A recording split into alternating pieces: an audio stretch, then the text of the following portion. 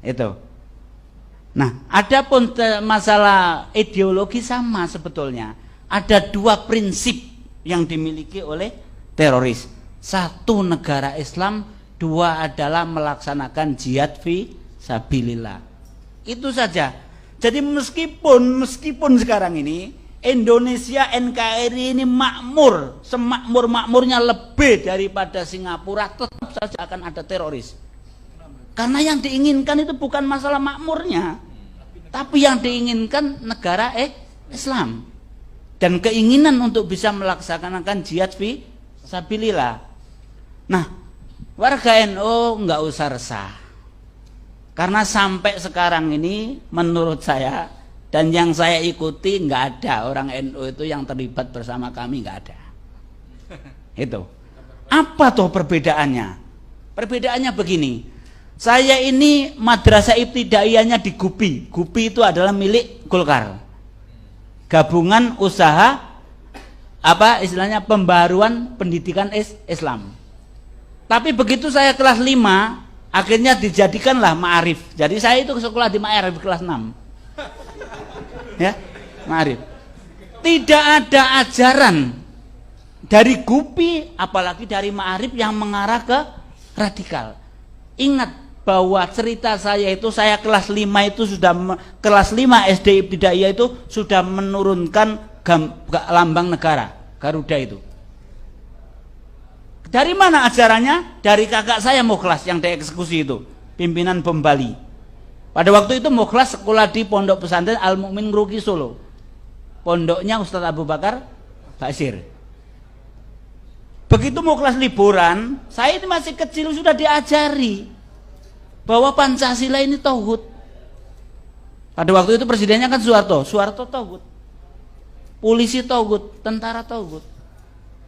Jadi apa label-label itu sudah saya dengarkan sejak kecil. Lah Bapak almarhum itu kan Carik Sekdes. Waktu itu namanya Carik, ya harus ada foto wakil presiden plus Pancasila. Saya turunkan itu karena diajari oleh Mukhlas. Itu kelas 5 SD, saya sudah radikal. Kan gitu. Waduh, dosamu ini banyak. Nggak bisa dihilangkan kecuali kamu berada di medan jihad dan mati syahid, ya wis. Kan gitu. Nah, jadi sekali lagi bahwa pendidikan yang akhirnya mengarah ke terorisme, kita membahas terorisme. Karena nanti sering saya katakan bahwa radikal itu ada dua. Yang benar-benar radikal yaitu teroris, terus yang setengah radikal. Setengah radikal ini siapa toh? Setengah radikal ini katanya masih mau Pancasila, masih mau NKRI, tetapi menggerogoti Pancasila dan NKRI, mau juga duitnya pemerintah, mau juga duitnya negara. Kalau yang radikal teroris nggak mau duit itu, nggak mau. Jangankan masalah itu, ini ada pegawai negeri yang infak sedekah kita nggak kita terima, karena menurut kami bahwa gaji pegawai negeri adalah minimal syubhat, kalau nggak haram. Itu kami. Makanya ini nomor satu radikal adalah teroris. Ada setengah radikal.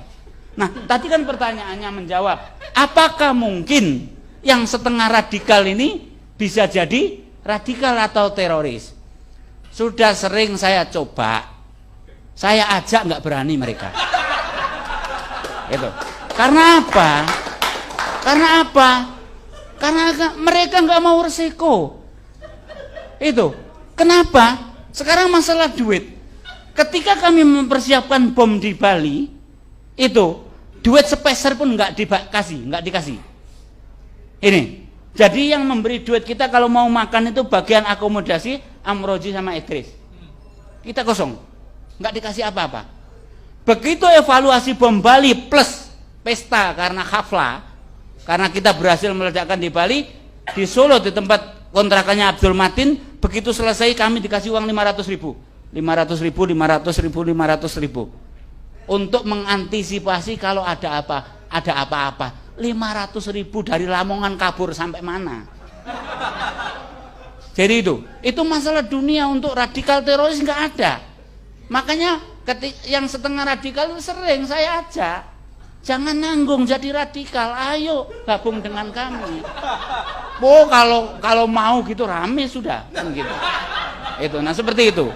Nah, jadi itu Mas, tugas kita ini bagaimana sejak dini ini kita antisipasi supaya pemahaman radikal ini tidak sampai ke apa istilahnya masyarakat kita atau generasi kita. Terakhir buat jenengan ini, tadi sempat disinggung adanya hubungan antara terorisme dengan iklim politik. Itu benar nggak ada, misalnya ketika politik berkembang terus radikalisme? Nah jadi begini, kalau orang normal itu yang didambakan kedamaian. Tapi kalau teroris yang didambakan adalah kerusuhan. Karena dengan adanya kerusuhan itu kemungkinan akan adanya jabha atau front jihad atau medan perang. Oleh karena itu saya kasih contoh. Ketika demo 212, mayoritas tokoh alumni Afghanistan itu sudah ada di Jakarta. Itu. Untuk apa? Untuk menunggu chaos. Jadi kalau sampai waktu itu para pendemo tidak sabar terus konslet sama polisi atau TNI, tepuk tangan ini teroris ini. Karena ada medan. Jadi itu yang dimanfaatkan oleh mereka. Jadi untuk supaya ada ini chaos. Iya. Kalau untuk terjun ke politik nggak ada, sampai sekarang teroris nggak ada yang terjun ke dunia politik. Tapi ngompor-ngompori supaya nanti terbentuk bukan negara Islam dulu tapi chaos. Nah, ini juga harus kita sabar. Oleh karena itu begitu saya ditangkap pertama kali, saya sudah sampaikan ke Mabes Polri waktu itu yang nangkap saya, jangan sampai terjadi peristiwa Ambon sama Poso. Ini yang harus kita antisipasi. Perusuhan yang bernuansa sara inilah yang menyebabkan teroris ini tepuk tangan, dalam artian bahwa di situ ada medan jihad. Makanya jangan sampai, mohon kita bersabar. Lintas agama ayo kita bersabar, jangan sampai ada kerusuhan yang seperti itu. Nah, ini harus ditokohi oleh NU karena NU itu